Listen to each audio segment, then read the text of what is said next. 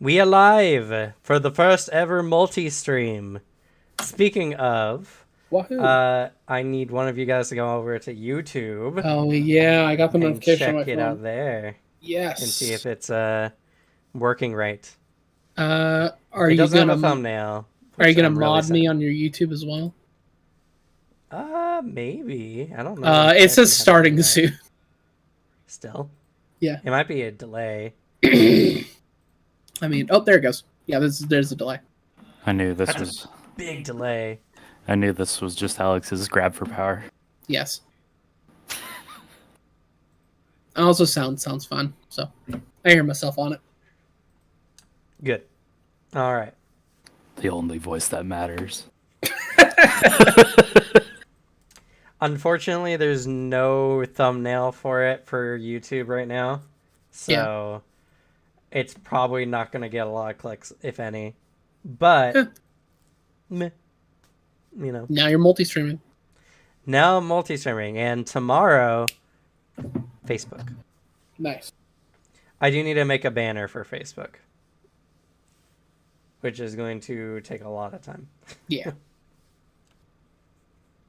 Yeehaw. Yeehaw indeed.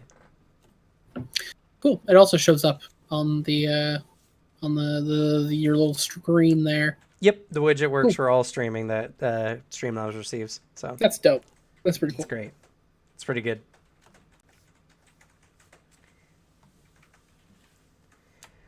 So, yes.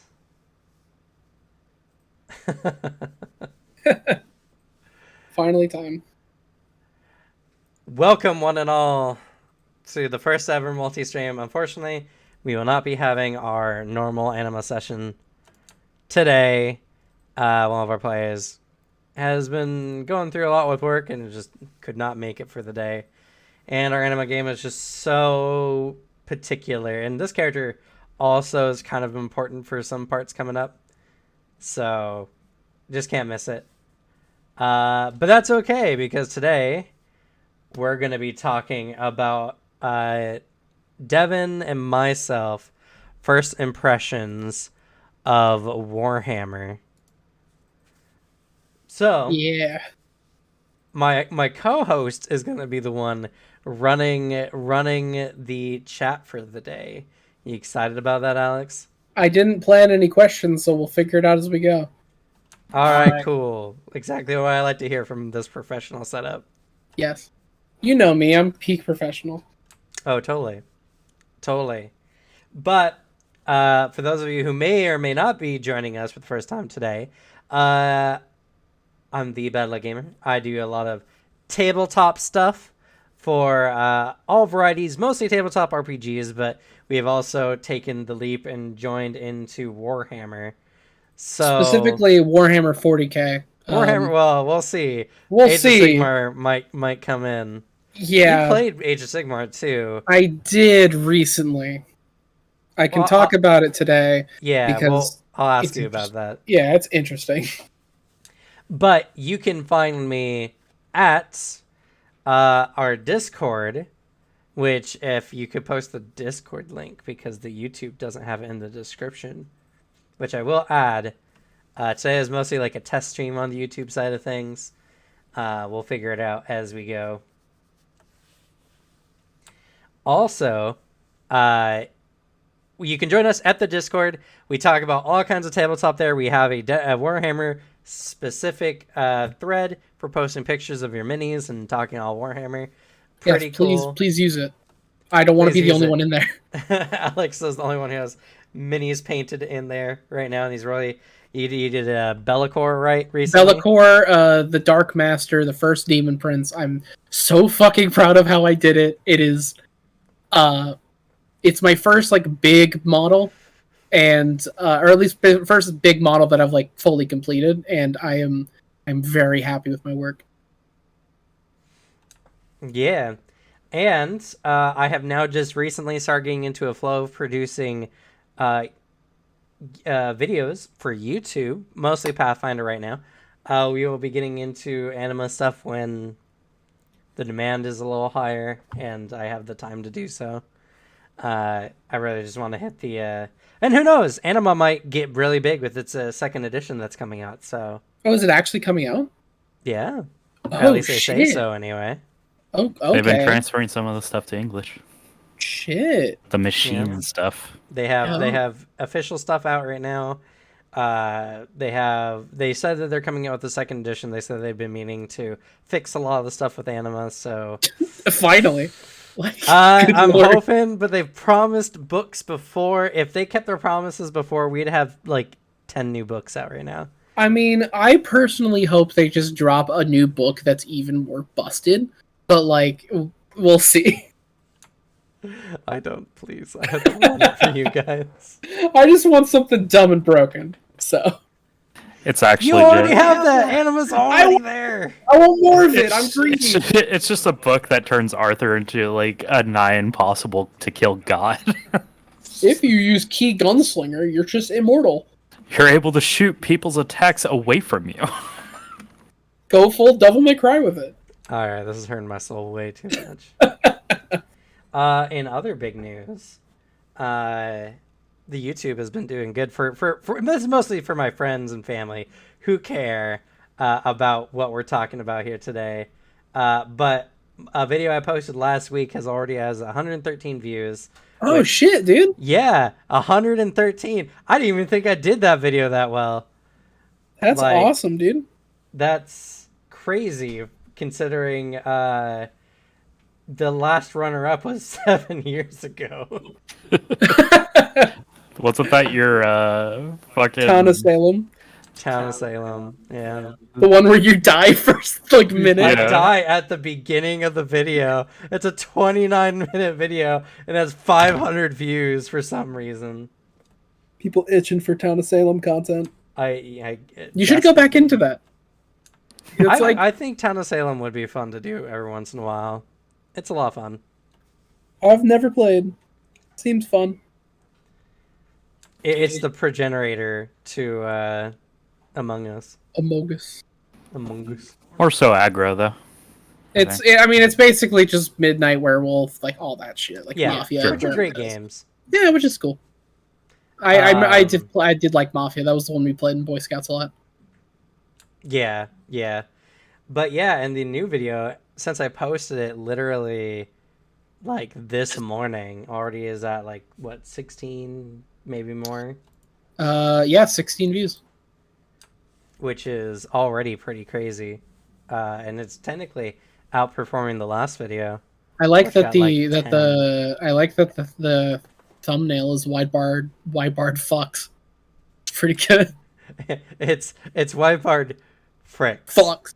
Oh, of course. Fricks. Because you're gonna have to deal with YouTube demonetization yeah, now. exactly, and now I gotta worry about that. He also has a long pixelated dick. Okay, that I didn't see. You didn't see that in the picture. I must Nice. have missed Okay, that I as see well. it now. Yeah. Jesus Christ, man! It's not actually a dick. I know. just smudged like his pelvis out and then I pixelated it. That's Amazing. It works. I also did some Yeah. color changing on it, but I like how the thumbnail came out. That is a cool thumbnail. Like that'll grab some attention, as I clearly demonstrated. So It's true. And YouTube, please don't demonetize me needlessly. I did not put bad words in it. It's frick. It's not the other one. But anyway, so I think that's enough for news for now.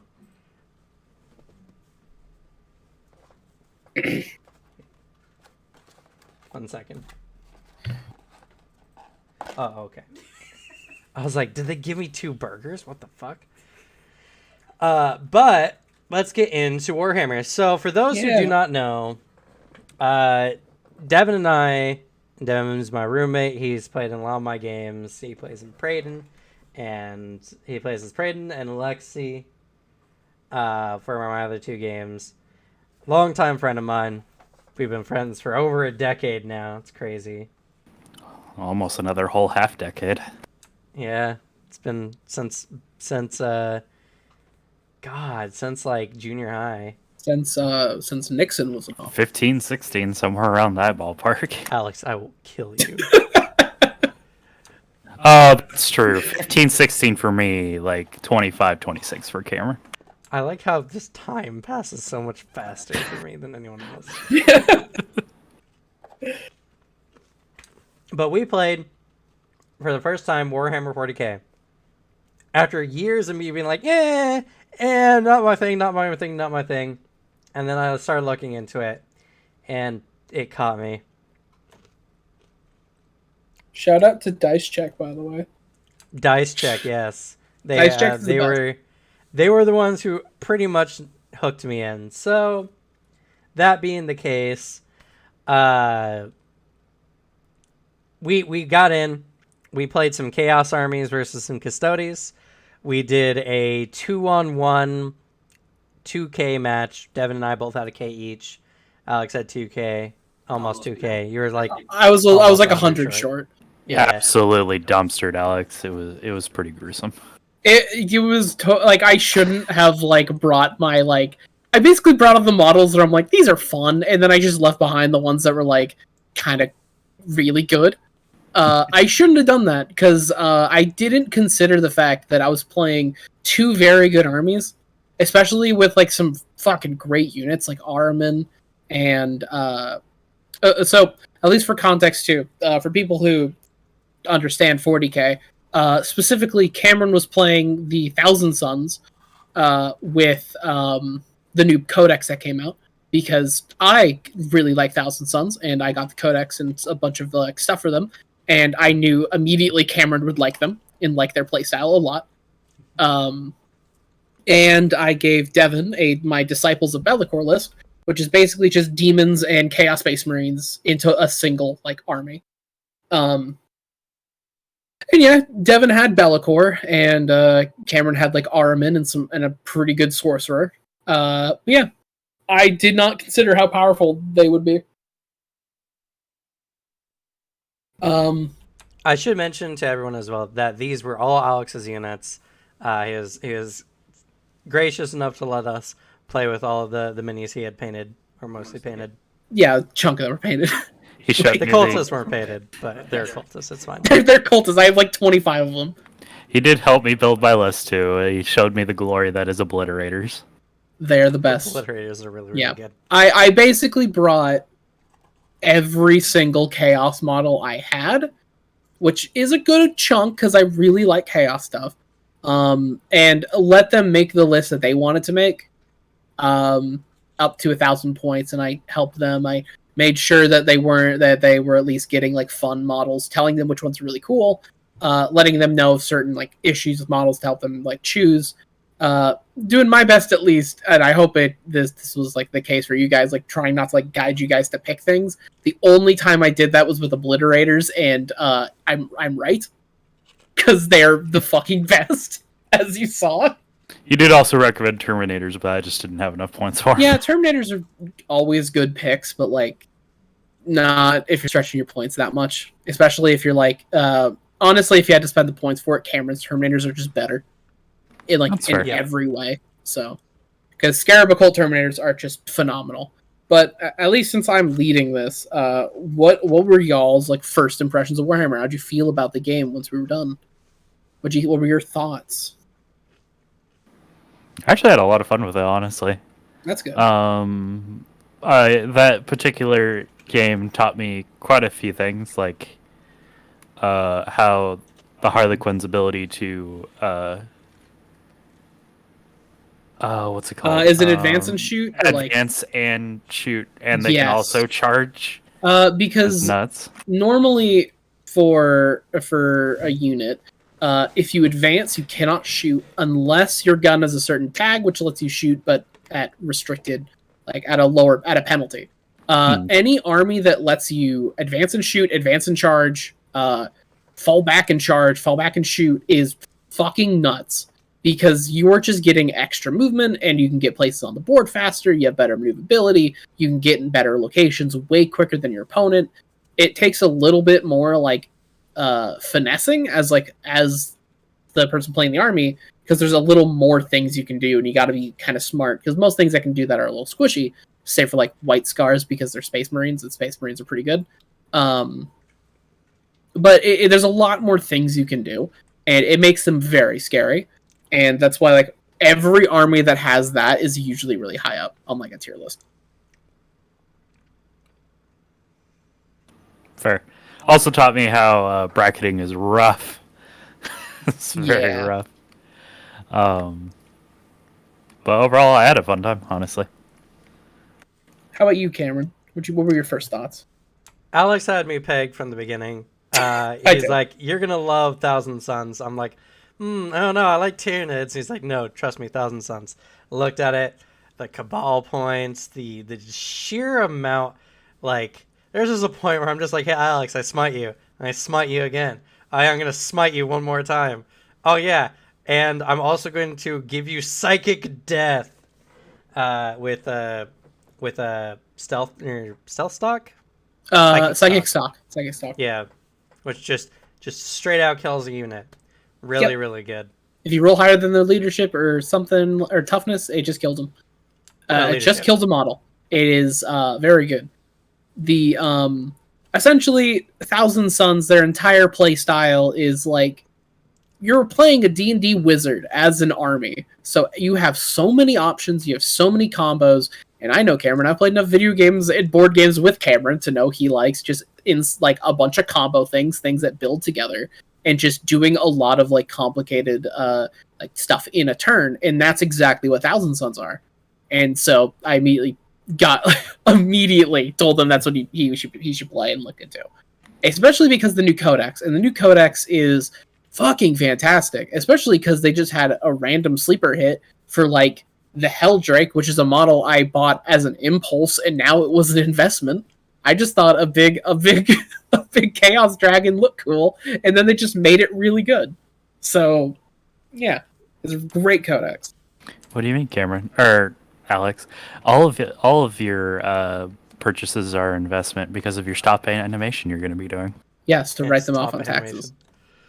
Exactly. Well, hey, you know what? If I get big enough to actually start, making money, then they can totally be made as tax write-offs.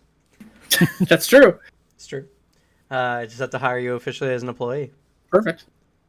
But speaking of how I felt, it was really cool. I enjoyed sitting there, building the terrain, building the map was really interesting. I like how a lot of the fights are kind of set up.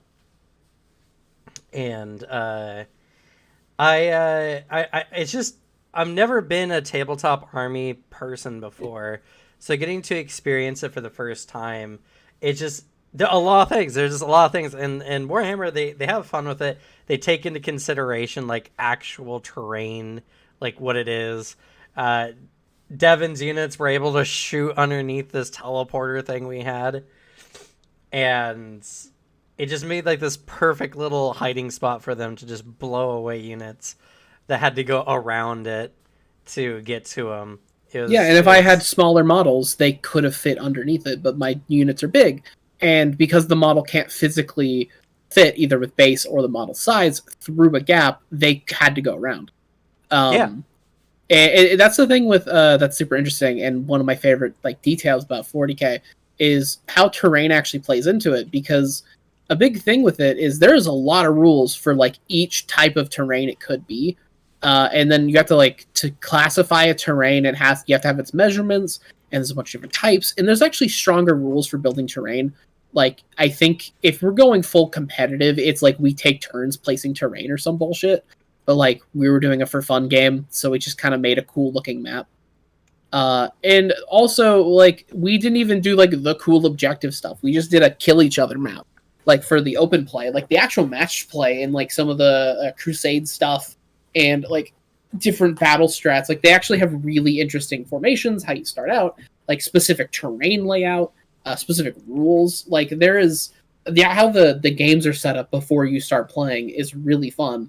And will in moments you just kind of realize your entire strategy is ruined, and now you have to like think on your feet and like figure something else out like before the game starts. Because there's the one I can think of is There is one called Snowman's Land in match play, and what it is it's like a standard just 12-inch deployment zone, and you fight in the middle with some objectives. But the thing is you cannot deep strike, which is basically putting your guys in like a teleporter or something. Then after turn 1, they can come out of their teleporter in the movement phase, and they just have to be positioned anywhere on the field, but they have to be at least 9 inches away from any enemies. In No Man's Land, you cannot deploy anything outside of your deployment zone, so you just cannot deep strike, like at all. And so it can really fuck up certain and you always randomly choose. You roll a dice to pick your match, so it can just ruin your list. So you have to come up with things on the fly and to face different issues that come up when you get to the table, set up terrain, and pick your mission, which is a really fun part of it. Yeah, and I don't know. I really enjoyed the whole army makeup thing. Just, it's a little slow, it's a little tedious sometimes that you measure, move. It can be. All that kind of stuff. But it just feels like an army game, I guess. For someone who's never played it, it's a very unique feeling. But just being able to, I'm looking at those people over there, how close are they? Let me measure. Everyone has measuring tapes. Everyone can do fucking cool tricks with their measuring tape, because what else do you do during the enemy's movement phase? Yes. Movement phase is the phase where you get up and grab food or a drink or something, because movement is the only phase in the game that requires absolutely no input from your opponent. And so the movement phase is when you just go do something else. But I will say, at least for the tedium of measuring a lot of stuff, it gets better as you play, because the longer you play, the easier you can eyeball distances. Obviously, so it gets less tedious as you go. As long as you know your army and all the measurements you'd have to do, you can get pretty good at oh yeah, I know this model is within range of the gun. I can eyeball that. I've been in this position enough. I know that's 15 inches. Feel free to check if you don't believe me. Which I've been in. That's been a thing against my friends. We're just oh, we know that's in range. And we're yeah, I've fought your dudes enough. I know what their range is. But yeah, that was my impressions. It's really fun. It's got a lot of small moving parts, but I really feed off of that. I really like the small intricacies of it, because I like min-maxing, not min-maxing, but I like finding the use of everything. And if everything has a use, I'm happy. Like pockets. Yep. That is what a list is, honestly. And that's what I've been doing too. It's testing out which things work in your lists, which things are dead weight, which things can you spend better points wise. And that's kind of where the fun of lists go, because lists are honestly, I feel they're just constant chiseling away at stone to find the sculpture underneath of your perfect list. That's kind of how I view it, because that's what I've been doing for the past month or so with my custodians. So I guess for second question, what were your specific thoughts about the armies I had you play? How did you feel about them? During the game, after the game, and do you consider playing them in the future if you really invested in Warhammer?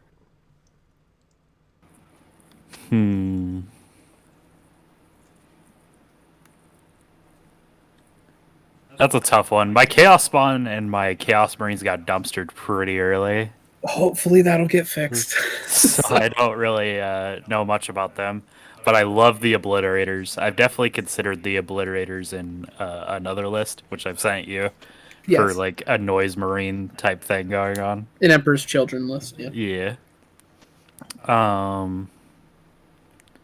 Bellicor is really cool, especially with the Invuln turn-off sword that pierces so much armor that it's the Blade of Shadows.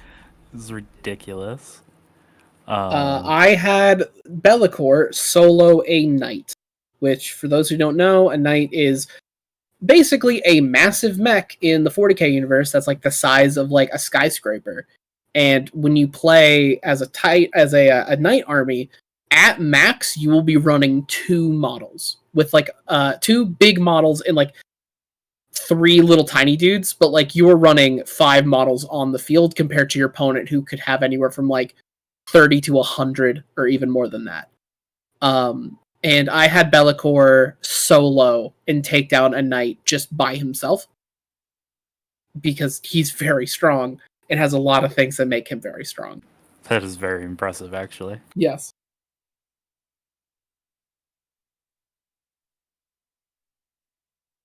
Let's see. Who else did I have? Oh, the fucking chaos, or not chaos spawns. The popcorn demons, the ones that kept splitting. They're the horrors of Tzeentch. Yeah, they're so good. They held that center area for so long. So, another description of what they are. So horrors of Tzeentch are just there for the chaos god Tzeentch, the chaos god of magic and trickery and like planning and all that shit. His entire personality is just twiddling his fingers, saying "just as planned." And his standard demons that you run like as your main infantry are horrors, and there's 3 types. There's pink horrors, blue horrors, and iridescent horror or brimstone. That's it, brimstone. Brimstone, yeah. Iridescent is like a special you can throw. And what happens is if you pay the points for it, and you got to pay the points for extra models if you're doing this, but you'll have the pink horrors, and if a pink horror dies, they will split into 2 blue horrors, and each blue horror will split into a brimstone. So if you pay the points for it, you can just have something that will not die until like the end of the game. And when it comes into it, depending on the army you're playing, you can just force a main chunk of their army to be stuck in a combat. Because if they fall back, they can't do much, and then you can just run in and attack them again. So actually leaving combat is not viable for like most armies. And so you are basically locking down a unit just for a game. And because every time they swing, they're like, all right, I kill 5 of them. You're like, okay, cool. There are 8 more now. Like that's just how it goes. And it's infuriating for the opponent. And like, I now know what it's like. And especially if the person who's running them is getting really lucky on invuln saves. Yes, because they sit their saves to like not get hurt is really high because like they're pretty shitty. So if someone just god rolls, just like, all right, I finally deal a bunch of damage. You're like, okay, I rolled all 6s. I take no damage. It's very, very frustrating in a very fun way. Though they will not be killing anything. No, they will not. You have to hope on for some really lucky RNG for them to kill something. Yes, you have to roll good as the people controlling him, and then the person you're fighting has to roll like garbage. It's not going to happen. Their job is to sit on like the center of the battlefield, like usually which has an objective marker, and never leave. I had a friend when I played the horrors for the first time. I paid for the entire like whole split, so like just split the most I could do with all the models I had, and my friend was just bombarding it endlessly with like airstrikes, missiles, like a giant ship, and they only died turn 5 when it like did nothing for him at that point. It's like, I got the center point, it did nothing. I get no points from this. But they're very fun, and I'm going to have to buy more.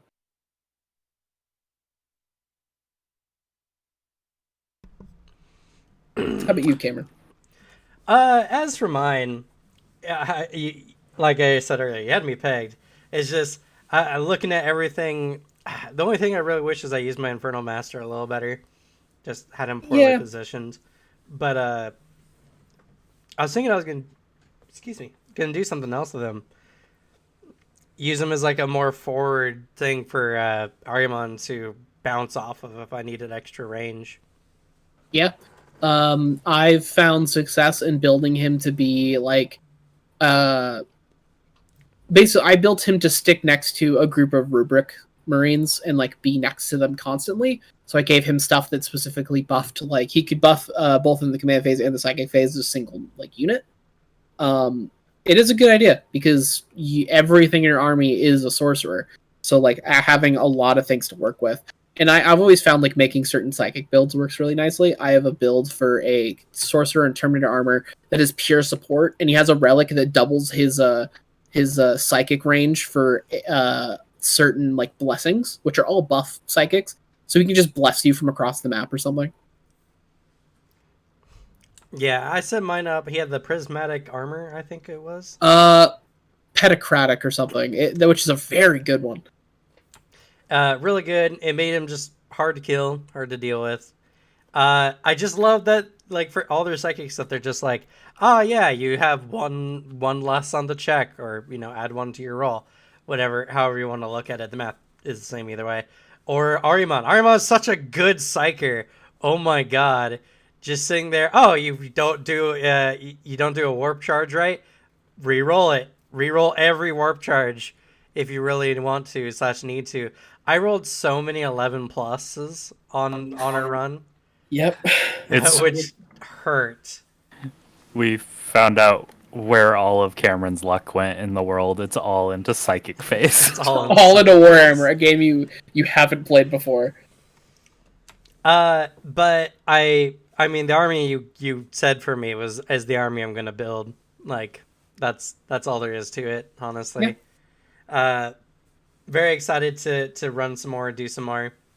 I want those the warp beasts. The Mutant Vortex Beast. Yes, the Vortex beasts. Yes, I really want those. They're really, really cool. They are very cool. Like, if anything, I want them because they just look cool and they're going to be fun to paint. But they also are just like a really good artillery unit. They're really good now. They were like a great bring for Thousand Suns, but like they weren't very good still. But all of Thousand Suns sucked until now. And like then now they're just objectively better. And it's very interesting to see. Because I need to get my hands on one soon as well. Yep. Now I have a set of rubrics and an Infernal Master that Devin got. Nice. So from the Hexfire box, right? Yes. Yeah. He's taking the Grey Knights and I'm taking the Thousand Suns. Grey But Knights it is really good. I had a lot of fun with the army, and I just can't wait to play with it more and figure things out. I might just sub in more cultists instead of Xanagors, because Xanagors did not feel really good. Maybe the ones with the discs might be a little bit better. They're nice because they move fast. Unit. Yeah. But they're not very strong. The thing I've had, the 2 experience I've had with Xanagors, they always died like immediately. So I don't know. Either you need more of them, or like you need to build specifically around them. Because you can build a Xanagor heavy list, and it seems like it works. Because there's a lot of nice buffs that like work with the other all the Xanagor like models. Because there's the shaman that like has a lot of buffs just for Xanagors, and as it goes. But like you need to build for them, and all we had was like a few models from the Hexfire box, and I don't think it's like enough to like really have them shine. Yeah, I don't know. They scream to me like they're a cavalry unit that really just shines when they run in and smack down. Like, I think they'd be good against like Adepti or Adeptus. Which Adeptus? Every Imperial thing's called Adeptus. Mechanicus. The Mechanicus? Yeah, maybe. Yeah. They seem like they have a lot more long range units that are squishier. Yes. So as long as you go first, otherwise they shoot you off the board. They will annihilate you. Their shooting is scary. I need to play them. I don't know if there's anyone in my area who plays Mechanicus. I hope there are. I really want to play them. They have such cool models, but their models are so cool. A pain to build and paint. The only thing I've seen is there's a dark Mechanicus model that I could get. I saw someone who was playing with it yesterday, and I talked to him about it. But it's a Lord Discordant on like something. It is just this Mechanicus dude on like this big monster, like robot monster, and it looks like there's so many just tentacle things holding other things. It looks really frustrating to like mess with. It's a cool model though. It's like super cool. Oh yeah, Bricky has oh god, what's the unit called? It's a sisters unit. The Doge Vandire? Yeah, from the fucking meme from their podcast, yeah. Yes. I saw it. I saw when he like received it from the fan, like when they announced like they made it and like sent it to him. And I was waiting for him to bring it on to Dice Check. He has. He's very excited about it. It is a cool model. Good old Doge.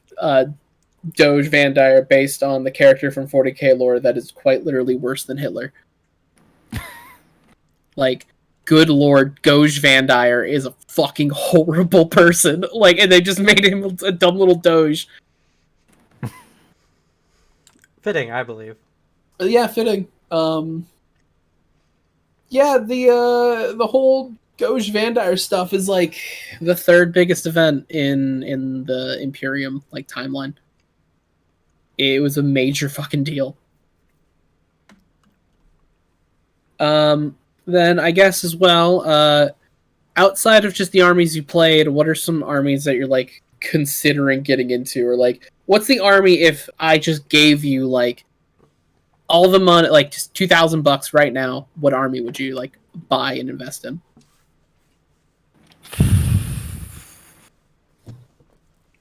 Starting with the Harlequins. But I've been looking at Chaos Marines and Knights and a lot of things. Yeah. I was expecting this when I got you into 40k. I was expecting the same level of like constant updates and messages and like build lists as in when we're starting a new tabletop game. And now we're going into Age of Sigmar because you decided to change. No, we didn't decide to change. I played a single game of AOS and it was interesting. Like, honestly, it feels like 40k, like just playing the tabletop 40k 9th edition, but like less things to do in your turn, which is both nice and kind of lame. It didn't feel like I was performing worse. It just felt like there was less things to do. It feels a bit more streamlined. There's a few like core things that have altered that are gonna like mess with my muscle memory. Like the standard movement for a model is 6 inches. Every model in Sigmar has like a 5-inch movement. There's like little to no shooting.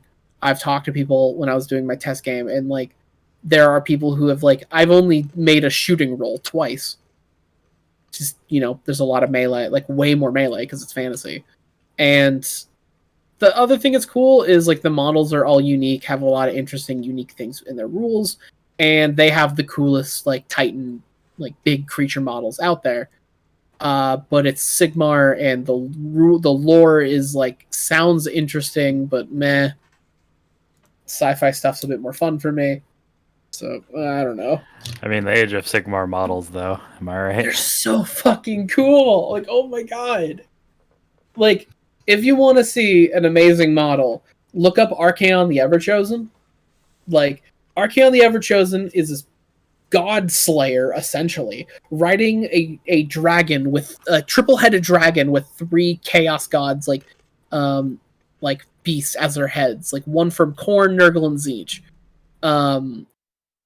And he's nuts. And then you look at the equivalent in the 40k universe, Abaddon the Despoiler, and his model's fucking lame in comparison. It's a cool model, like it's really well done, but like it's good for 40k standards, not for Sigmar standards. Like, honestly, one of the coolest models they've put out for 40k recently is the Be'lakor model, and that's cheating because it's also a Sigmar model. The only way you know it's a Sigmar model, don't know it's a Sigmar model, is because I replaced the Stormcast at his feet with a fucking with the Space Marine, because it lets me. That was the only difference, like in the model. Speaking of that model, actually, I did have one question. So, what's that? You were very insistent on not choosing Ultramarines as the ones there. So why do you think Be'lakor couldn't defeat the Ultramarines? Shut up. Why do you enjoy them as an army? Shut the fuck up. I hate you. Ultramarines are lame, but like I said, the reason I do not have an Ultramarine painted on Be'lakor is because I instead painted the Dead Marines as the colors of the Space Marine armies my friends play. So when I play against them, it is Be'lakor taunting their army. Because that is what any painter like stuff. If you watch the painting tutorials, they always are like, and for the Space Marine, I'm going to paint it as an Ultramarine because they have to. But they're like, but you at home paint it as whatever army your friend plays. Because like obviously you want it to be like a thing when you bring your dude to the table, so it's like it's showing the battle, or at least like it's making your mini like almost role play out the fight you're doing, which I think is super fun. I can't wait. I can't wait to get painting. It's such a good time. Almost there. It's and as well, if you can, I recommend following along with Duncan Rhodes. His video, he has a really good video for Thousand Suns. I don't know if he's on a Harlequin video. If he has, I'll let you know, or if you just find it. Duncan Rhodes is my favorite painter. He's a really good personality as well. He's really like fun to listen to, and his techniques have got me through painting some scary models. So following along is a good idea because he'll show you like also really cool tips on like how to make it a little easier on you, and he makes it less daunting, which is appreciated. Fair. Which is like the big thing, because honestly, one of the biggest hurdles of 40K is getting the confidence to like paint your good shit, because it's your expensive model. You don't want to fuck it up. Like I was very scared to paint Bellicor because he's super cool, and I was like, I don't want to fuck it up. And I feel like I waited an appropriate amount of time. I am more confident in my painting skills, and I think it paid off. Like all the stuff I learned before painting Bellicor. It's also a good idea to paint your shitty models first before you get the test runs out of the way. Exactly. That's why I got Xanagors. Got some Xanagors to paint. You will fuck up your first few models. It's fine. But like I recommend, if you can, keep your first model. It is an excellent like motivator and just thing to have. God, that's the hard part with Harlequins is like there's not a lot of like shitty units. Yeah. You kind of just have to utilize the troop as your test run, I suppose. You have 9 models, so. But yeah, back to the question you asked. Well, first of all, I need an extra $1,000 from you, because if I was to do it, 2,000 I don't think it would be enough. I think I'd do Tyranids. Nice. Tyranids. I love units that have like adaptive capabilities. I love I just love the idea of Tyranids. And I mean, this is all considering I have my Thousand Suns army like done. Because if I was to do it, Thousand Suns would be my first army. But if you just could pick any other army to go into, definitely Tyranids, because I just want to look at my deployment zone and be like, I got just enough room for a few more models. Tyranids are interesting. The guy who runs the game store in town has been playing Tyranids, and he's got some cool models. Like Tyranids are like, at least model wise, looking at a game, their models go from like really fucking old and crusty to like really cool. They have some dope models, especially some of like the Hive Tyrants. They seem fun. I thought they were really bad. It turns out they're actually not that bad right now. Like they're doing pretty well. I think the switch over to 9th might have helped them, but I don't think they have a 9th edition codex, which hopefully changes, because I also like Tyranids a lot. Tyranids are super cool. They have a lot of really fun lore, and I think they'd be a good time. Especially because, like, I think I'm with you here. Swarm alien races are always super fun. They're always so cool. I like the Flood from Halo, essentially. Like, it's the coolest shit. And they always have some really fun lore. But yeah, if you get into Tyranids, be prepared to break out the wallet, because you're putting a lot of plastic on the field. A lot more plastic than most other people are. Yeah, the most expensive armies right now is like Mechanicus, but that's just because like their models are really expensive. And playing like Orcs or Tyranids or like some Horde army like that, like you have to have a lot. And like Imperial Guard, you just need to have a lot of things on the field. The cheapest armies is Adeptus Custodes and Knights, because if every model is really expensive but you need very little of them, when you pay the equivalent cost, you're gonna have like way more shit. Like my custodians are relatively cheap compared to like some of the other like armies my friends play or the other armies I've bought. So you know. And knights are really cheap because like I said, you need like 5 models. And that's the cost of like an average 2K is like of knights is like less than the average 2K of another army.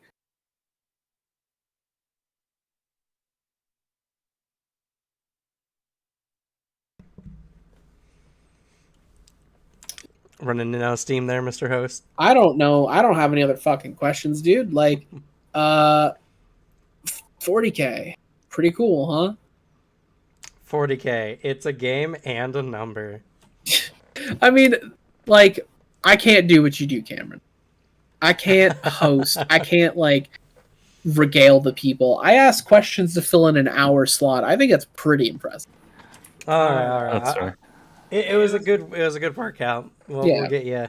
We'll get you up to steam eventually. Yeah. We gotta get ready for what's it called? Dark Tide?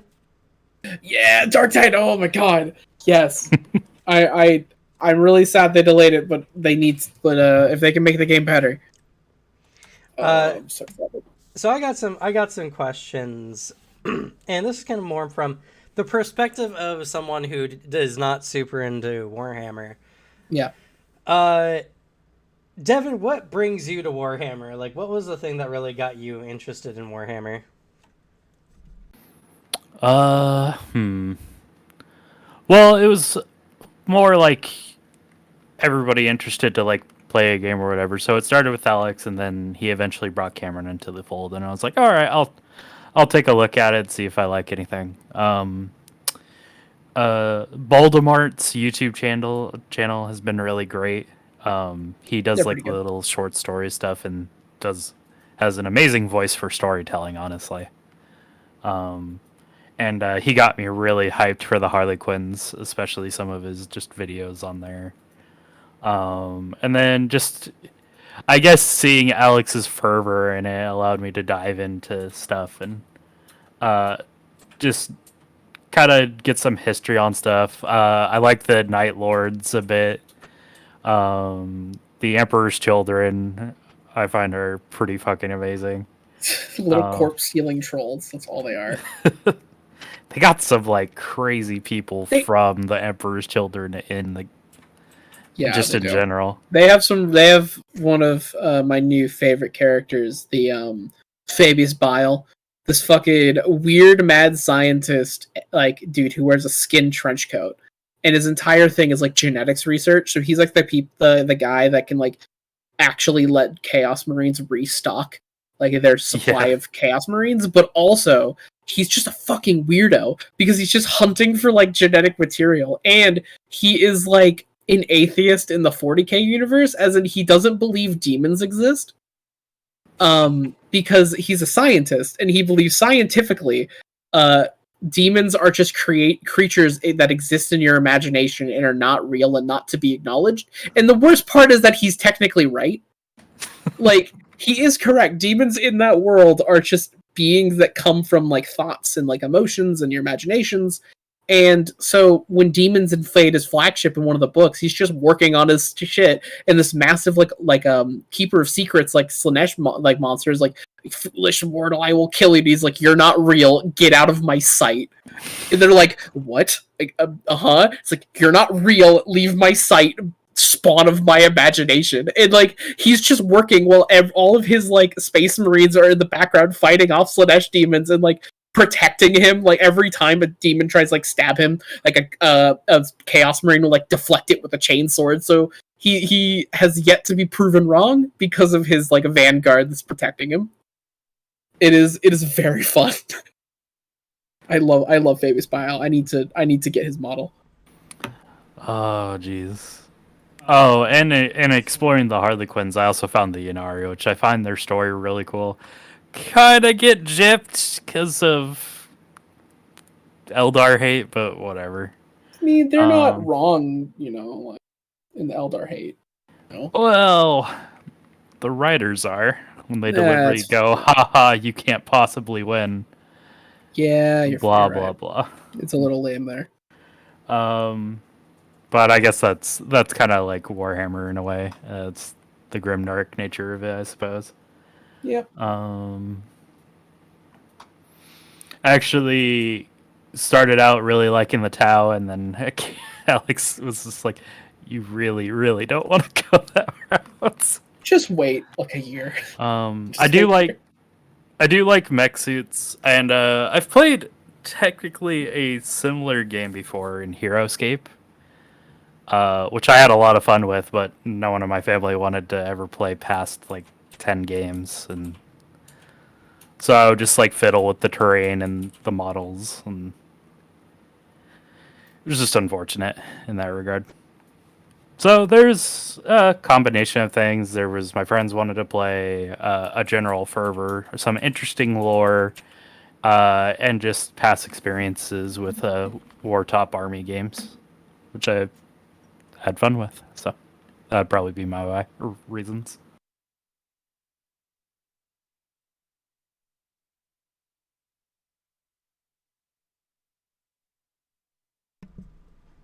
Sorry about that.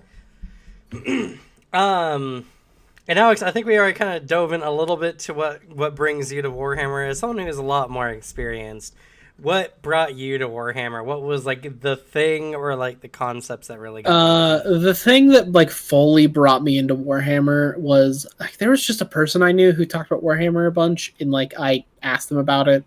They sent me like a few things to get into it. Oh, the more I looked into it, the more I thought it just seemed like a really fun sci-fi world. So I decided to like, oh yeah, I'll pick up a book or two. I'll watch a video or two, like not knowing what I was getting into. Um, and I bought the first Horus Heresy book, Horus Rising, which is a really good book. It is also, I'd say, one of the best books in 40K. It is really well written, and it's written by the best author that Games Workshop has. Then I watched the amazing parody series, If the Emperor Had a Texas Speech, and I kind of used that as a springboard because whenever they would mention something I didn't understand, I would just figure it out. My first experience with Warhammer was reading Horus Rising with my phone out to be on the wiki because they kept naming shit. Because the biggest problem with Warhammer, like at least when I got into it, was there was no entry point because like they just everything is written as in like assuming you know what everything is. Nowadays, there's actually a lot better ways. There's really good lore channels. My favorite being Adeptus Ridiculous because it is specifically branded as a way to get beginners into 40K. It's a little goofier and it's a lot more beginner friendly than a lot of others. And I basically fell in love with like the content around it. Quickly become like my favorite fictional universe and like just one of my favorite franchises because it just does everything I like in a piece of work because it is sci-fi, it is fucking ridiculous. The universe like is crazy big and makes no sense. Everything's getting retconned 24/7, which I love. It's got an insane amount of religious and Christian imagery, which I also love. It's got demons in it, which I love. Like, it's just there's just everything. All of my tastes exist in Warhammer somewhere, and I just really like the universe in general. That at least is how I like first got into it. Okay. Yeah. Well, and for myself personally, I won't lie, like sci-fi space fantasy is not really my thing. I like mysticism a little bit more. And Warhammer has a lot of aesthetic things I'm just not a big fan of. Love Tyranids, love the way Tyranids look. Necrons are also kind of cool aesthetically. Space Marines and Marines and heavy armor and all that kind of stuff, like, it's all just really, really bulky looking to me and doesn't, like, the whole point and the thing that, like, is what gets me is it's all, like, ballistics focused. Their armor is designed to take bullet fire or whatever ranged fire they get from other, races. Or anything, really. But, like, that's how it's, like, aesthetically designed. You're supposed to be essentially walking tanks to charge into battle with your heavy ass gun and firing on people. You know, not made for a lot of mobility, all that kind of stuff. Though I'm sure that they're actually stupidly mobile. They are. Yeah.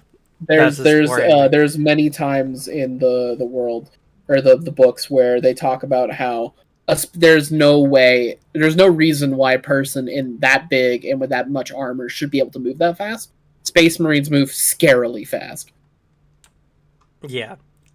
So that's one of the things that just doesn't fit my aesthetic appeal. But what I do really like about it is I really appreciate a game that has really taken a life of its own, that has such a strong niche community. And it's kind of like Dark Souls. Like, Dark Souls wasn't a big thing, and when you were in the beginning niche part of it, it was really, really fun. Now that, like, everyone's into Dark Souls, it's not less fun. But it was just that cool thing where you could post, like, an image of a grim, dark-looking knight character with, like, either a big weapon or something, and everyone's just like, ah, yeah, that's the good shit.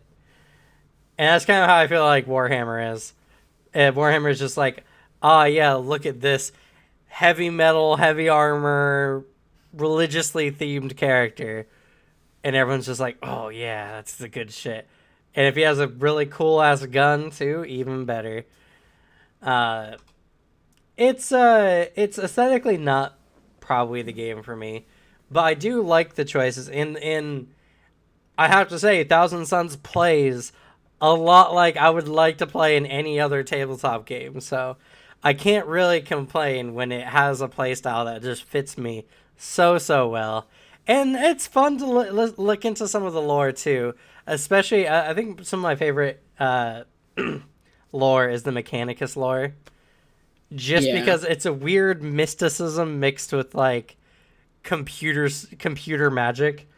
And I just find it so interesting how they approach like that end of things, and it's just I find that lore particularly to be very, very interesting. I can see you liking it too because it's it really is like weird mystical like techno babble too, because like it all came from just they had like a technological shutdown, and like essentially they had to live underground in Mars, and the people who knew how to like operate like the food machine were revered because like they know how to feed us like engineers. But then it just became a religion, and then like the thing that's super fun is like they have their own coding language, and they code in hymns and Bible verses.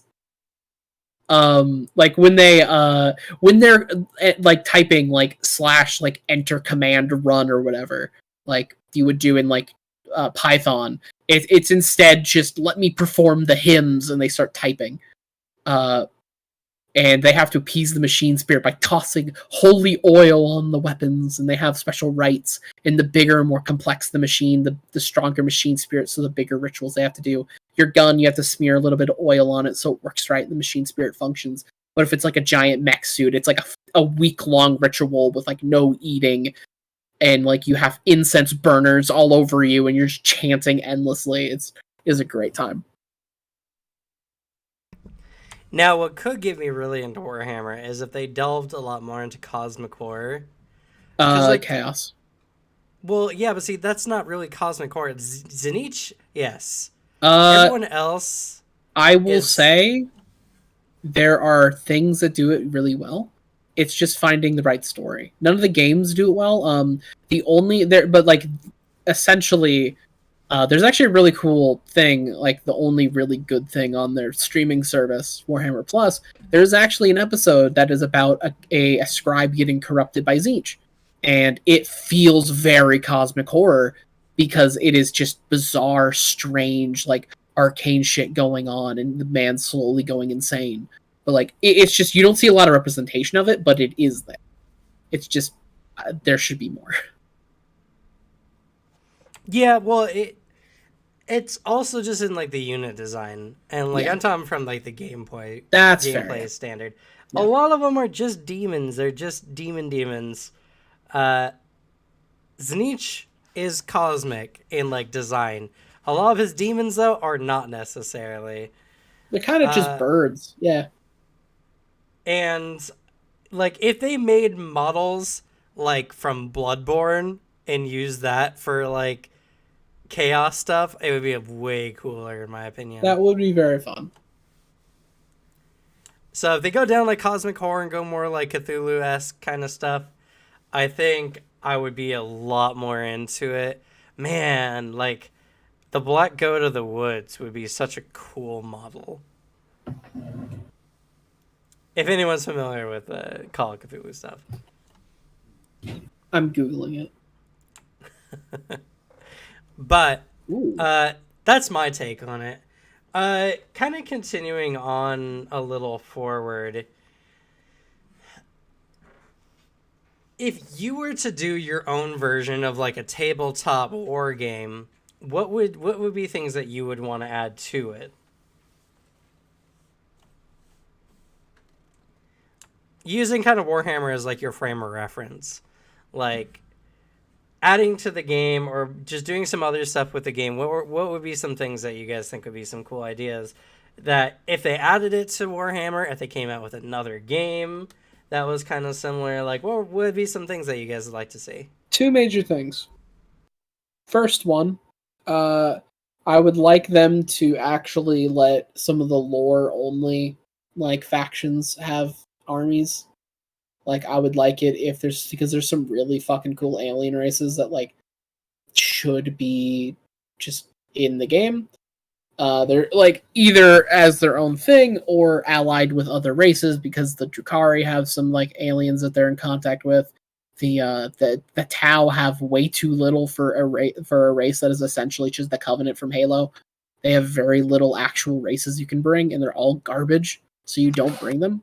Except for the Kroots. Except for the Kroots, but they're also not great still. They're the best you could bring, but they're still not good. Even the Inquisition has the monkey weaponsmiths. The Jukero, yeah, the Jukero. You can bring them. There's not really reason to bring them, other than the fact they're dirt cheap. And even then, like, just run it shit like the Inquisition, like, because you can bring an Inquisitor, usually with an Imperium army, for, like, no extra cost, other than just the points of the model. The other second thing I would say is having everything on the same level when a new edition drops. As in, like, have all the content ready for all the updates, have every codex ready at the beginning of the next edition, so we're not sitting here in this, like, purgatory waiting for an army to get actually good while just 2 or 3 armies at a time, like, every, like, 6 months are just skyrocketed and like, really fucking broken. I would like it if things are a bit more even, as in just more things were able to like get releases, book releases, and like updates. Just basically, I just want a war game that is exactly like 40K, but with a better company behind it. That's fair. That's fair. What about you, Devin, since you're kind of newer to the hobby? I don't know. I don't really think of stuff like that. We need more Skaven in Warhammer 40K. Yes. No. They must be on the rise again. It would ruin the lore because they'd have to bring in a new Chaos God because the Skaven worship their own Chaos God. Good. They'd have to do some weird shit. What if that is the Great Horned Rat's master plan, is to think that all the Skaven are dead, but no, they've been breeding and gaining in number. Skaven have for years. In 40K, so. It would be funny, but that's so out of character for the Skaven, sadly.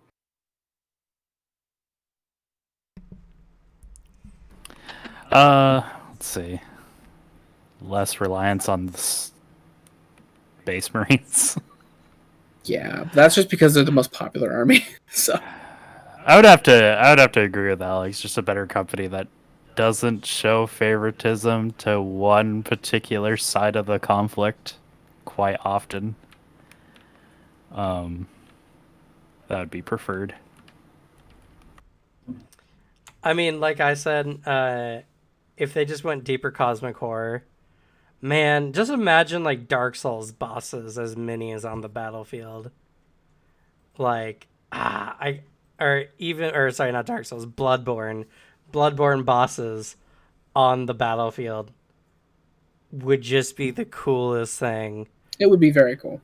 Uh yeah, I don't have a ton of experience with it, mind you, but I do think that there's just a lot of things about the game that just need to be better balanced out, and the game just needs to have just a lot more of a game sense. It's not really a game, it's like a collectible series you can also play games with. And that's about the amount of effort they put into it. Like they come out with it's like Magic the Gathering, only everyone has very particular decks that they like to play. See, And I don't really agree with that because, like, though honestly, a fanfic simulator is another good way to put it because that's basically just Crusade mode. But like the actual core rules is very tightly designed. Like the actual core, the problem that comes is individual army rules because the actual core rules themselves is very intricate, very well designed, and super interesting with like a lot of just things that work and a lot of things like it's one of those games where like if you're new, every game you're gonna learn something just wild. Like I can do that. Like you're gonna it's the anima thing, but a little better because you're fine. There's a rule for everything, but like easy to find. It's all in the book. It's there. The thing that sucks is the army rules, and then the fact that like the FAQs patch army rules, so you have to like patch your own books. My friend did a thing where he printed out like the FAQ and like cut and pasted like over the actual rules in his book so like he could have the new rules because they'll just reword things, change how things work, change point costs, and you have to like, all right, I have the codex and I have the FAQ and I have the other expansion book. Like there's so much shit you have to actually do it. The army rules is what makes it suffer, not the actual like game itself. yeah. Well, I would damn ready to speak about the game itself. Yeah. I just like I said, it feels like Magic the Gathering. Only you had like a particular kind of a set you really liked, like slivers, for instance. You know, like you're just waiting for the next pack to come out that has more sliver content in it. Yeah. It's just. I think another really cool thing to do is if they restructured how units are made, and then they had like a I go you go kind of unit command. That is more Kill Team. That's how Kill Team runs. Well, I think they should do more for the bigger armor stuff.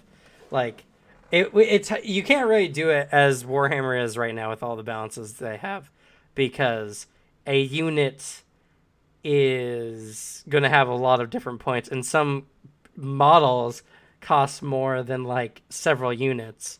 Yep. So, there's not really a good way to do it right now, but I think if they reworked how like units are formed, or like how activatable units are formed, and then they had it where it's more like I go, you go. Because when one person's taking their turn, you're sitting there for almost an hour sometimes just waiting for something to happen. It's just like they tell you, oh, here's these dice. I'm like, okay, I roll to see if I save against this, or I roll my invulns or whatever. And there are some things you can do on the defensive, like CP wise. Fire Overwatch, counter offensive, stuff like that. Any other stratagems that you can activate in your opponent's phase. Also, I think it would just reduce the amount of like turn one annihilations that some of the armies do, where it's just like, here I go, I'm going into combat. Oh, I'm going second. Oh, he just blew everything I had away. Well, I now have like half my army because, like, I was watching Dice Check and it was like Tyranids versus oh god, what was it? It was one of Bricky's armies. I think it was Sisters. No, I think Necrons. it was his Imp Guard. Imperial Guard. Yeah. It has some good shooting. So. Because what happened in the very first turn is I think Bricky went first, just devastated Magikarp's like Tyranids, And then the Tyrannus turned back and just devastated the Imp Guard. And then at the beginning of Phase 2, they had less than half their armies remaining. Yeah. And it's just like, it just feels bad when your units just get utterly destroyed at the very beginning and you can't do anything, or you just have one phase where the enemy just gets, is just perfectly positioned to just rip you to shreds. And it's just one of those things where, like, I feel it's just because you have these big armies going, one side than the other, that that's why, the second person gets a CP and everything like that. Like, they try to account for it with the balancing, but I think they just need to fundamentally, like, break it down and make, like, units of so many, like, points, and then, activatable units at the same time to make the game feel more like a give and take rather than just like, oh shit, well, you just destroyed 2 of my squads I was really excited to use. Yeah. It's hard to say, because, like, the first time I played 40k, I was reading from the book, and, like, I misinterpreted, and I thought it was actually, like, I go, you go, I go, you go, and it wasn't the best. Like, it didn't function that great, but that's because, rules as written are built for a different way. Like, maybe it could work, it'd be a massive upheaval, and that they'd have to, like, do, because they'd have to upheave it for 10th edition, but, like, if they did a 10th edition, but, I mean, I'm curious to see how it works. I know Kill Team did it like that for a little bit, and Kill Team is pretty cool because it's just tinier 40k. But I at least think the fun of 40k is like how just like massive scale it is. So I don't, I'm more against anything that limits all the shit I can bring. But at least, like, the way they do that at least is like the point differences: 500, 1,000, 2,000, 3,000, like all that. Yeah, well, I'm not saying it reduced the numbers. I'm just saying design, like, units. Like, you can have a 2K army with multiple units in it, like how they already kind of do, where they have so many models in a unit together. Just rework it where you have units that can have different model groups in it that activate and do stuff. Like, that's more or less like what I'm talking about, is just it would be an upheaval. I don't think they would do it. Definitely not. They would have to rework, like, everything, because, like, what's a unit? Like, is it every 500 points? Well, there's models worth more than 500 points. Yes, I have some. So you can't do it that way. And you can't do it necessarily bigger, because then you're kind of running into the same problem anyway. And you're just playing an apocalypse game, which gets fucking nuts. But I'm not a game designer of these kind of games. I want something that's a little bit more give and take rather than just someone, sitting down and waiting for, like, an hour. Well, I'm curious if there are any other war games that do that, because there's a few that, like, I've seen. I know there's a Lord of the Rings one. There's a one called, like, it's like Bolt and Action and then, like, Conflict 47. There's basically it's a World War II, like, game, like, for action, for like Bolt and Action or something, and it's just, you play through World War II Cup battles, and then they have an alt universe one where, like, Germans are Nazi zombie things. Russians all have, like, werebears. The Americans have really fucking cool mechs. Like, all that. And it's just, I'm curious if, like, some of the other war games have done that, because, like, I'd have to look through their rule books, because honestly, if it's like, if some do, then, like, I don't know, maybe there's something there, but, like, for all we know, there could be, like, some game designers for these war games out there, like, no, there's a very fundamental reason why that cannot work, but I don't know. I also don't design games. Like, I don't know. Because I would be surprised if there at least wasn't, like, a few war games that, like, do that style of play. I wouldn't be either. like they would have to just fundamentally Yeah, remake it from the ground up. The point system would have to be completely scrapped. exactly. Yeah, And that's just not going to happen. But because then they'd also have to change Sigmar and like all that too, because Sigmar runs on the same points rules. yeah. So, like I'm just saying, like from even a different game, it'd be fun to see something that kind of runs a little bit more like that. Yeah, totally. Uh, Beyond that, I'm not the most experienced when it comes to like Warhammer. Uh,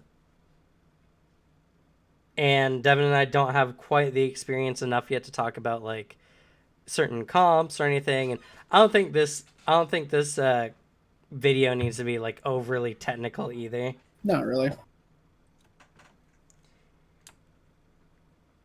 What's your favorite phase? Psyker phase. Psychic or the fight phase.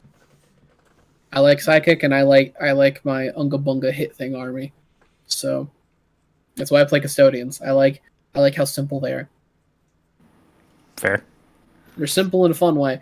You cannot hit me. I hit you like a truck. Yep. They're a literal Mack truck coming down the way, and you got to stop them or get run over. Exactly. Also, I like army builds that are more elite units. Like I like having a quality over quantity build. Like for all my lists, demons are my exceptions. Because I like having at least something horde like. But I really like I have less things on the field, but they are way scarier than like your standard shit. It's also that's why more I like economic. Yeah, it saves me money, and it helps that custodians are my favorite in lore, like my favorite Imperium faction. So I just easily got into them, and it turns out they're super fun. They got a lot of they don't got a lot of, but they got some fun rules and some fun units. Sucks that a lot of their cool units are made out of a really shitty material for building. It's made of resin instead of plastic, so it sucks to build. But you know. Actually, I got a really fun game. What system or game series or whatever would you love to see a tabletop army game based off of? Halo. I was gonna say Anima facetiously. Yeah, they should make an Animal War game. I bet the minis would look super cool. They did. I know they did. I've seen the minis; they're horrendous. Some of them. Halo would be a really good one. I mean, could they see have Halo Gears of Wars. War being really cool too. That could be fun. I don't know how many armies you'd get, but it'd be cool. I guess you would just get the. God, what were they? The Locust? No. The problem with Halo 2 is there's only 3 factions, right? Or no, there's a few more, but because Halo Wars exists, but I feel like it'd be a little limited. Though also they'd be much tightly designed because they're smaller. Might have to set it to where all the Covenant are facing each other. Yeah, that'd probably be a little bit more viable. Oh, you know, what'd be a fun one. I mean, the Covenant has dissent. I mean, the elites race separated from them. Then Gilly left, and the brutes kind of took their spot. And they actually had a lot of turmoil outside of what we saw in the games as well. There were other prophets and everything like that, and also the humans also they had their main Marines, but they had lots of different units. They do have you could do main units with ODST and Spartans. That'd be kind of cool. Because it doesn't need to make canonical sense to have a war game. That's true. Warhammer, you got all kinds of non canonically bullshitty kind of situations that just come up. True. Another cool one would Dust. be yeah. I mean, I don't know much about Phantom Dust, but at least the actual game lore. But that's fair. The Elder Scrolls could have a fun one. I could see it. Wait, they might have one. 1 second. They might actually have one. Because I know Fallout has one.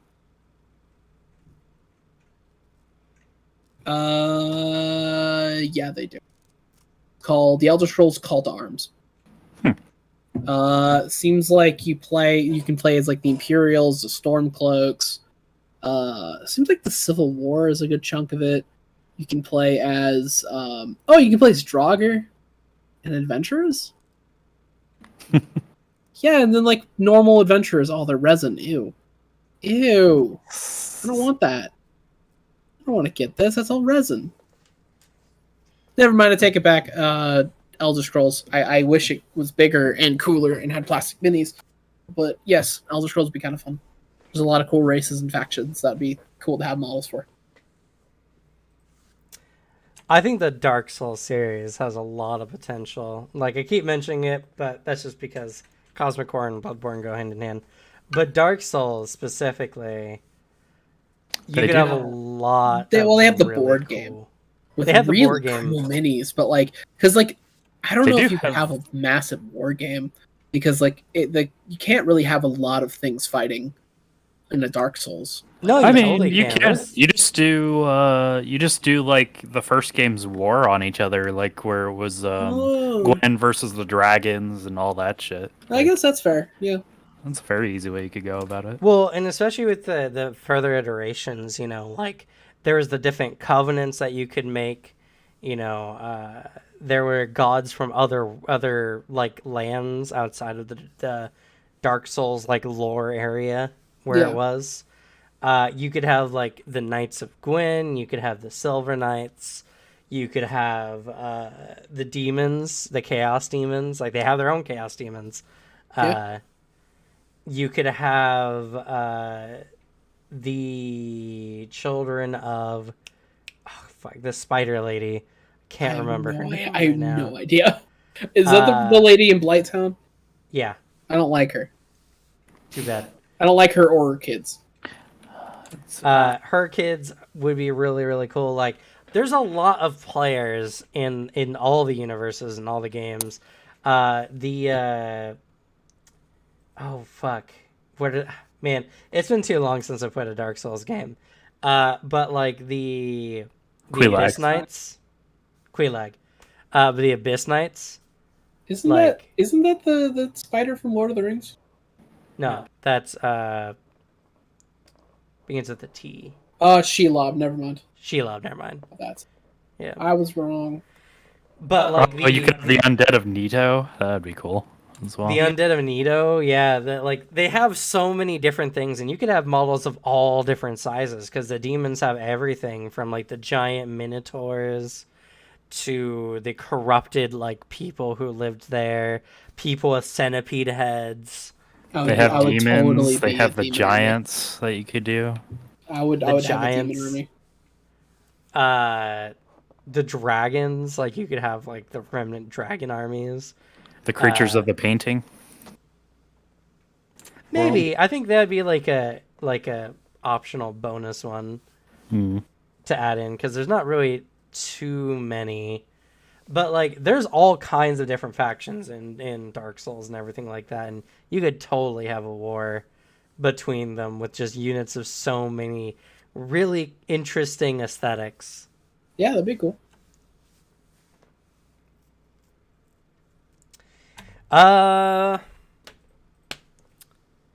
Yeah, I don't really know what to do with the last half hour here. Yeah, I mean, people watching Warhammer questions I'll answer.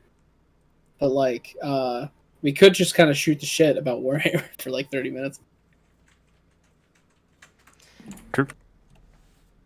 I honestly don't have a lot more to talk about. Yeah, Warhammer. I mean, I just haven't looked into it. I can talk about my favorite characters in 40k. I can gush about them a little bit because there's a bunch of really fun characters that like because I have a little project I want to do where I can I want to get the models for a lot of my favorite characters and just have them around to paint them. And the first one I want is Trazen the Infinite, the best Necron ever. His entire thing is he runs a library on this planet called Solemnus, and he's just runs a planet-sized gallery because he wants to, when all the Necrons wake up, to like be able to look at the history of the universe. But in reality, he's just a big kleptomaniac. He just sees something fun and he steals it, puts it into a stasis cube, and like just puts it in his museum. Even like sentient races. He will just find. He has like I think a unit of each type of Imperial Guard.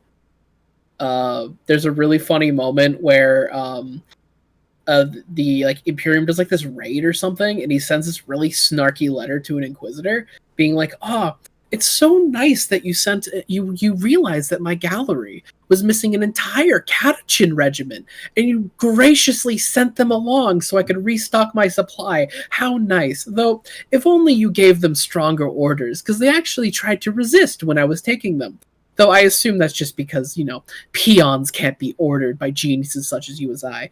As a thank you, I've attached in a relic. It is a maze that puts your soul into an inescapable maze. Hopefully you can escape it. Though I assume that's no problem to a fellow historian like me. Like, he's such a piece of shit. And also he has like this thing where during one of the biggest events of recent time, he was at the fall of Cadia being a little troll. There's the whole thing in the fall of Cadia was Abaddon with his 13th Black Crusade was trying to destroy Cadia because Cadia had a bunch of pylons up that were keeping chaos at bay, and with Cadia gone, like the Eye of Terror, the rip in the universe could expand and get closer to like Terra. And Belisarius Call, Archmagos of Mars, was like trying to fiddle with it. Then Trajan's like appears behind him and is like, seems like you're busy at work, Belisarius Call. And he's like, Xeno scum, what are you doing here? And like they're all aiming guns at him, and he's like, please, even if you killed me, it would do nothing. I would just transfer my consciousness to another Necron nearby. Anyways, don't you want to know the secrets of the pylons, or should I say the Necron pylons? And then Belisarius Call's like, what do you mean? They're Necron? He's like, maybe they are, maybe they aren't. Who knows? Memory is such a fickle thing. And he's just like posturing the entire time until he basically gets called to like kind of do what he wants. And then in the actual battle with Abaddon, Trajan is just throwing out stasis cube like Pokeballs, just bringing out things he stole and like using them to fight. Like he's just throwing like little cubes like full of Ultramarines, a Custodian, an Inquisitor that people thought were lost. Like a whole contingent of Space Marines just like throwing out cubes. He has a diorama of Grey Knights fighting Corn Demons, which Grey Knight's whole thing is they kill demons. But the issue is when he was trying to steal them, both the demons and the Grey Knights were a little too mean to him and like hurt him a little too much and like just killed some of his guys. And he was really upset. So he messed with their stasis cube to like make it so they're sentient and they can perceive everything around them. So they're stuck in a battle pose against demons forever. Their most hated enemy, and they can never kill them. He is my favorite character. I love him, and I really want to paint as many. There's Caiaphas Cain, which I actually do have the mini for. Caiaphas Cain is just Blackadder, but like in 40k. He's just a piece of shit with a heart of gold, and he's in the only comedy set in the 40k universe. His entire thing is he's a commissar that keeps accidentally doing heroic deeds and becoming really famous, and now he's a massive propaganda tool and against his will, and he has to pretend to be way more altruistic and heroic than he really is, when in reality he's a massive coward, and he would rather just be like at home or doing paperwork or running in the opposite direction. But the problem is when he runs in the opposite direction, sometimes he accidentally kills the entire enemy army, and then he's heralded as a hero for a strategic retreat right into a trap. I have his mini. I got it from a third party, because if you want really good third-party minis, you have to look at the Russian side, because they have some fucking great minis. And I need to paint him soon. I've been waiting on it. I want to get better at painting skin before I paint him. I also thought I would actually play Imperial Guard when I got into 40k, so I got him ahead of time. And it took like 2 months to arrive, and then I was like, I have a full Custodes army. I have no reason to run this. This is just a decoration piece now. Rough. Oh man. What else is there? There's a lot. You just need the right spark. Exactly. I was thinking on it. Endless Legend would make a really good. Oh yeah, well, there's a one. lot of fun factions in Endless Legend. Yeah, I think so too. I really would like to. Yeah. I mean, more content with that universe in general is kind of cool. That's true. I think there just needs to be another large army mini, like Oh my game out god, there. yes, there does. There really needs to be. Give Games Workshop a reason to get out on their shit and actually focus on the game rather than just going, we've got the best minis game out there right now. We can do whatever we want. Instead of pumping all their money into a streaming service that fucking sucks at launch, where there's like enough content that you could binge in an afternoon and then you're just like done. Yeah, it's stupid. They need competition and they need something to like go against them so they can actually get their shit in order and pay their game designers right. So that's another thing. They don't pay their game designers very well. So there's a lot of turnover. So there's a lot of weird rule shit because like every book is designed by different people because they're just gone because they're getting paid like garbage. It makes this no sense. It makes no sense that they come out with something that has such a great following and just not to, like, literally if they just worked on their quality control like a lot, they could grow their business beyond what it is right now. Easily. But they're lazy. They're lazy and they just want to keep making money. That's it. They don't care how much. They just want to keep making money. So they're going to pay as little money to make money as possible. They're also like one of the most successful British companies, so they're doing really well. And the other problem is with Age of Sigmar, at least, it is way worse balanced than 40k.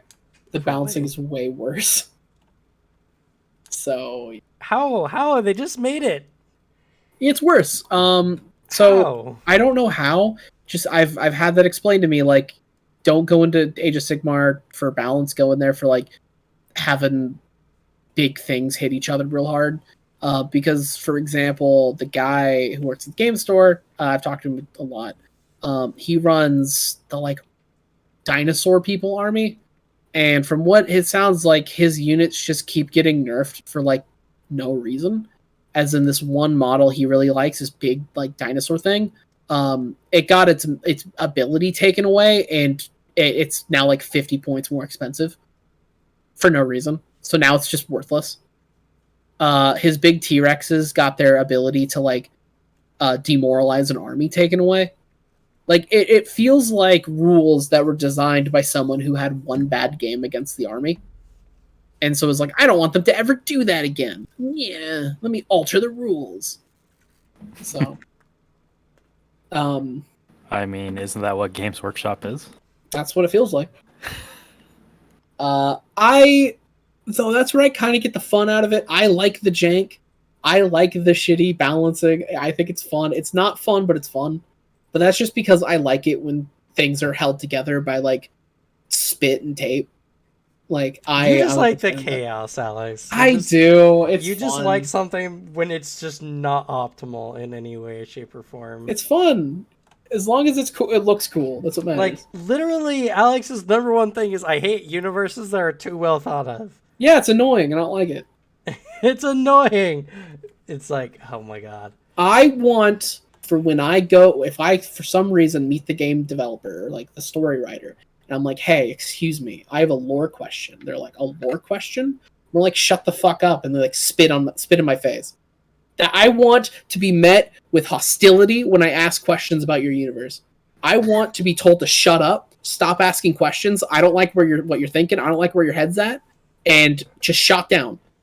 I love it when like, hey, this thing isn't really consistent. Like the last game said this, and this game says this, and they're like, yes, stop thinking about it. That's what I want. You thought Alex was a sadist, but he's actually a masochist. I don't like it when things make too much sense. I'm the exact opposite. I hate when things make absolutely no sense. I mean, there is a reason why I like Kingdom Hearts. It's not for the reasons they intended, or JoJo. It's not the reason they intended. I think it's fun and weird and goofy, and I like laughing at Kingdom Hearts because it's written really badly, and the lore really is really is. fucking stupid. But that's what I love about it. I love that they have such a stupid world, but they're trying to make it serious. That's the fun I get out of Kingdom Hearts. It's always comical to see Mickey just do super epic things and be like the character that you're waiting for. Yeah, they're He's like the hunting for Kid Mickey. Gandalf. Yeah. He's like the Gandalf of Kingdom Hearts.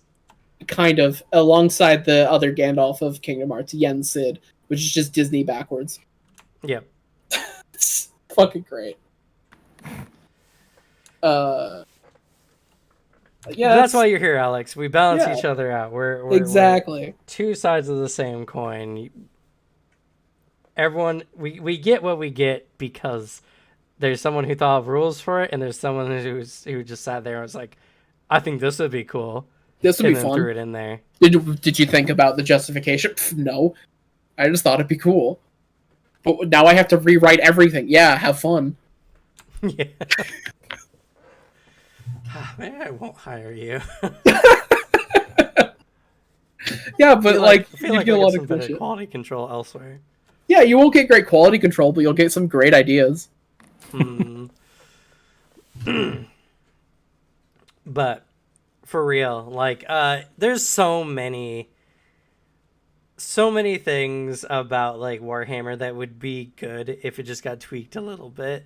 I still love your review of it, of how does anyone play this game? Because it's very true, and everyone I talk to has the same opinion, but we still play it. Yep. You find a way. You find a way. Like you break through the boundaries with your sheer enjoyment of whatever it is that you're doing, and like you're so passionate about something that you kind of like forget the shitty parts, and that's where I am. I love the 40k world so much, and I love the lore of my army so much that I can look past the bad rules for my demons or like chaos guys. That's literally what everyone says. Like, don't play this game because it's well made. It's not. Play this game because you love the lore and you love the characters and you like the minis. Exactly. I play it for the fun of painting, building, and learning about the lore, or making my own. Because I have my own Black Legion lore that I made up for my little special detachment. And it's very, very fun to like make up your own stuff for it. It's important because, like, you know, playing it from an aesthetic base instead of a rules base is, I think, the best way to go. Especially if you're like, because the biggest thing is you're spending like hours and hours like just making your guys that like you want them to be cool and like to be what you want to be making. So in the end, you're like, this is my thing, it's my aesthetic, and this is what they are. And that's what I've been doing, like with my guys. I've been adding my own little flares like onto all my minis to like have them be mine. I agree to a degree. I do believe you should go for aesthetic, but there's just like certain things like if you were to come into an army and the army is just like bottom rung, it's not gonna matter that you're playing aesthetically. If you're just gonna get dumpstered all the time, it's not gonna feel very good. Yeah, that's Tau right now, and I mean, if you're getting into 40k, you will experience a lot of elf hate and a lot of Tau hate. Most of it is jokes. I will shit on Tau because I think it's funny, and I'll shit on elves because I think it's funny too. But I also don't like the Eldar very much, just lore-wise. So, like, you know, meh. I don't like. Actually, no, I don't like modern elves. I like their backstory. I don't like what they are currently.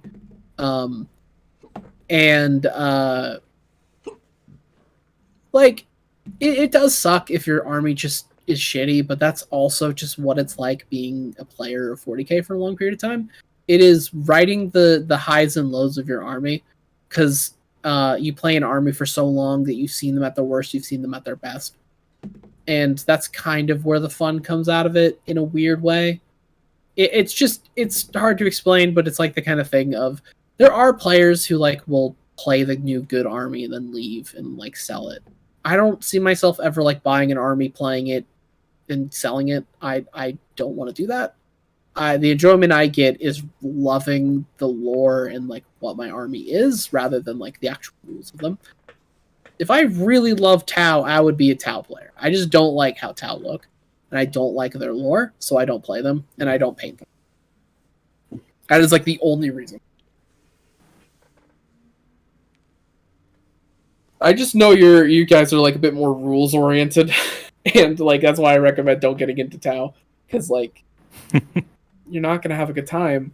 If you really want to paint a fucking like whatever their mechs are called, fucking feel free.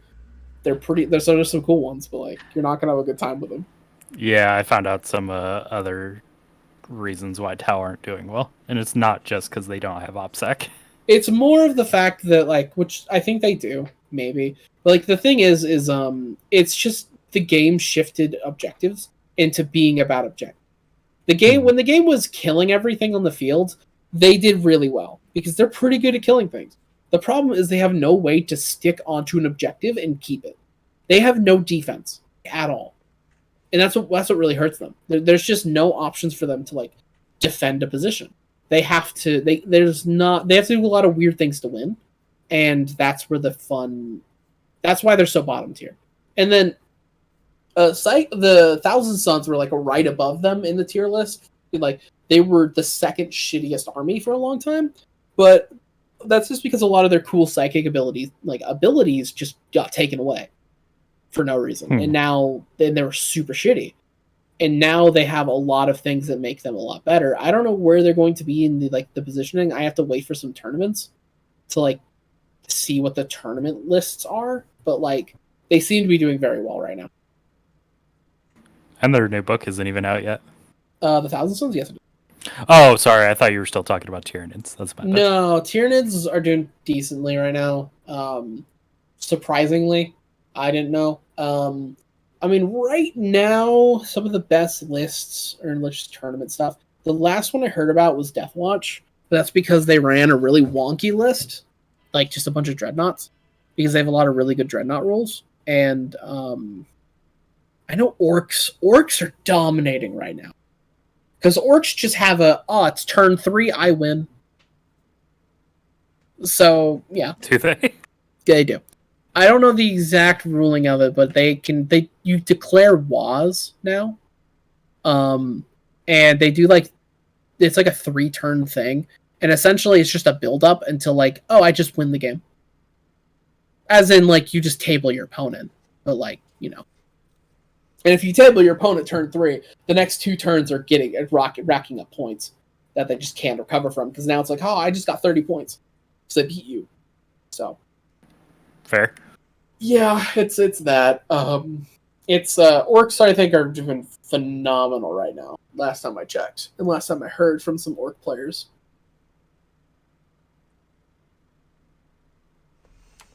Yeah, and that's just the thing. It's just like, it's always the rhythm. There's not like a new book that comes out and the characters do garbage with. Yeah. They might not be like top rung, but they don't do garbage with anything new, which they shouldn't, you know. Yeah, you don't want your new thing, your new book to be bad. Like, no one will buy it. But like, oh my goodness, I can't take it. I can't take it. It's just one of those things where it's just like, I am someone who very closely pays attention to like the mechanics and like how things feel for players as much, because when you run tabletop in general, like when you're trying to fulfill people's fantasies for their characters and their games, you're very sensitive to what players like and dislike purely because that's just what they're there for. They came to have fun, you know. There's no competitive tabletop scene.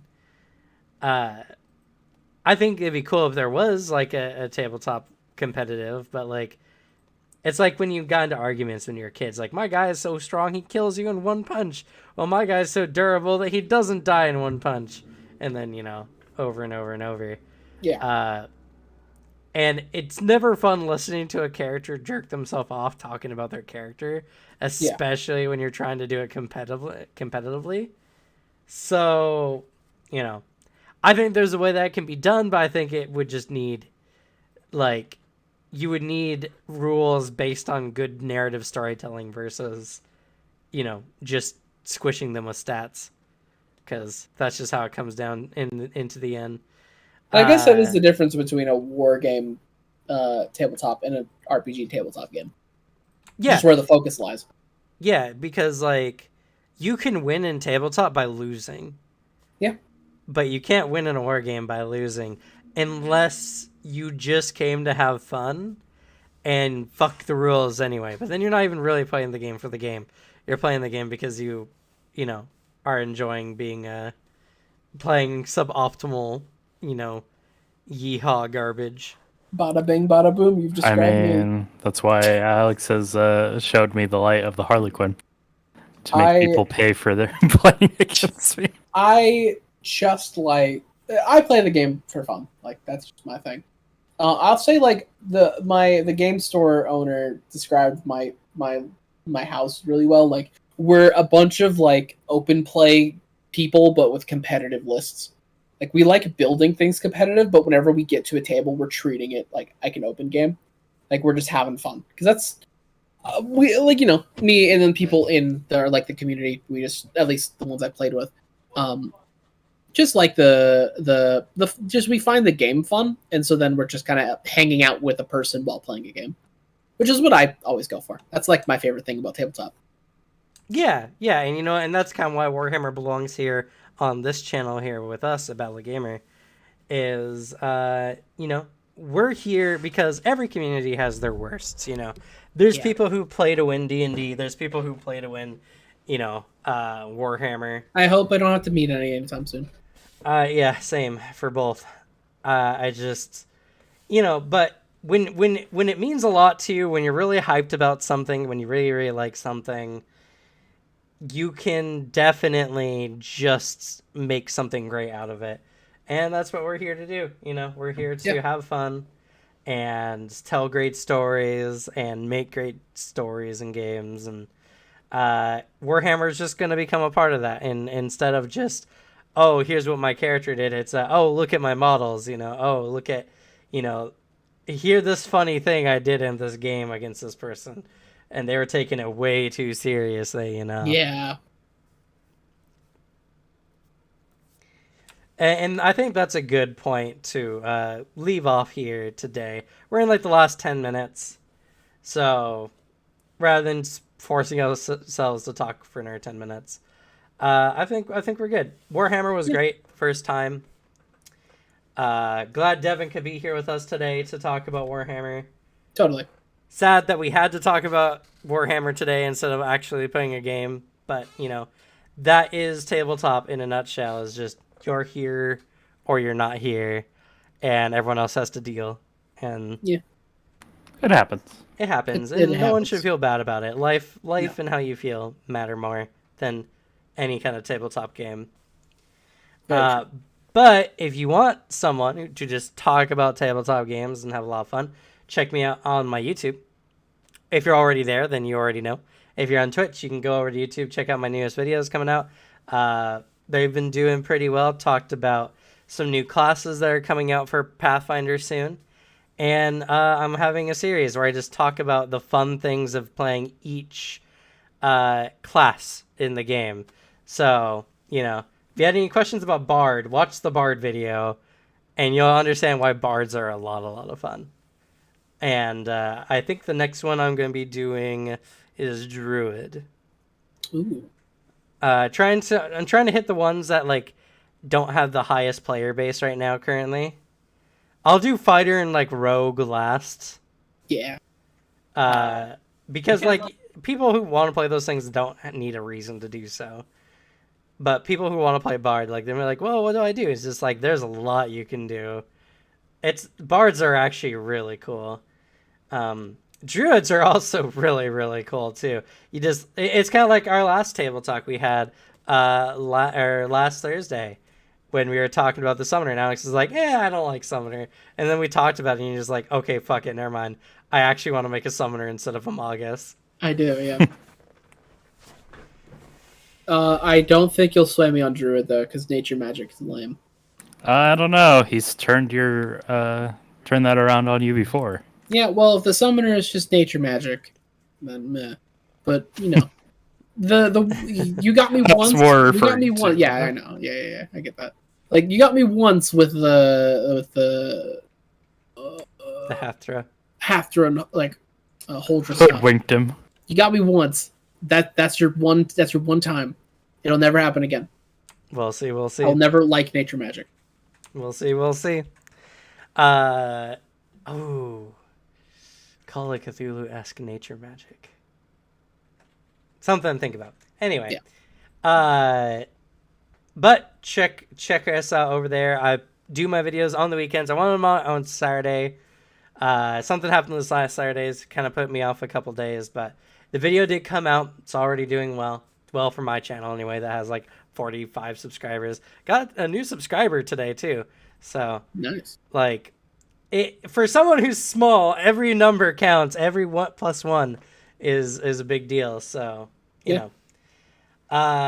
And we are multi-streaming now. I'm so excited about that. Starting tomorrow. Couldn't do it today because I made my Facebook page like way too late. So starting tomorrow, we're gonna have it on Facebook as well. We're gonna be getting a larger community together. We're going to start growing. It's gonna be a lot of fun. And soon, if you do want to donate, since I've moved off of Twitch and now I'm doing multi-streaming, it's going to be a lot harder to help me out if that's what you want to do. I know there's several people who've subscribed to the Twitch and now we don't have the emotes anymore. Really sucks. I really wish I didn't have to do it that way, but Twitch's contracts are bullshit, and if you're not getting paid hand over fist for Twitch stuff, don't become an affiliate on Twitch. I'll tell you that right now. Instead, do it on doing a multi-streaming to multiple platforms so you get more people stopping by, checking you out. But we'll be having I'll be getting there's something in the description right now. I'll fix that to make it actually accurate so you can actually donate to me, and more than half will be getting to me, which will be also really good. You're not paying half of whatever your donations are to whatever platform it is. And I'll be using that money to pay for the service I'm using for multi-streaming and for overall improving the stream in a lot of different ways and my videos as well. So there's a lot of words to talk about just monetary stuff, but you gotta do it. You gotta do it because this is what I'm doing. Beyond that, catch us tomorrow. We'll be multi-streaming our Pathfinder game. That is Whispers in the Dark. It's a really, really good game. We're fighting some undead. We're fighting a major lich in the Pathfinder lore. Ooh. It's a really, really good time. We're not currently fighting the lich, but he's the overall big bad. And yeah, that's all I can think about. Oh yeah, Alex already posted it. There's the Discord link if you're on Twitch or if you're on YouTube. I put it in the YouTube as well. Oh, it's on the YouTube as well. Okay. Check us out there. I always recruit there first for any of my games. So feel free to hop in, join us. We have a great community so far. And then whenever I am starting a new campaign, I'll recruit there, and you might be able to have the chance to play with us or get notifications of when I go live. Beyond that, I want to thank my two co-hosts for today for joining me to talk about Warhammer. As big thanks to Alex, my main co-host, for running at least the first half of the stream. Good job. Yeah, that shit hard, bro. I can't host. That shit tough. I can't thunk to thunk. No, it's hard.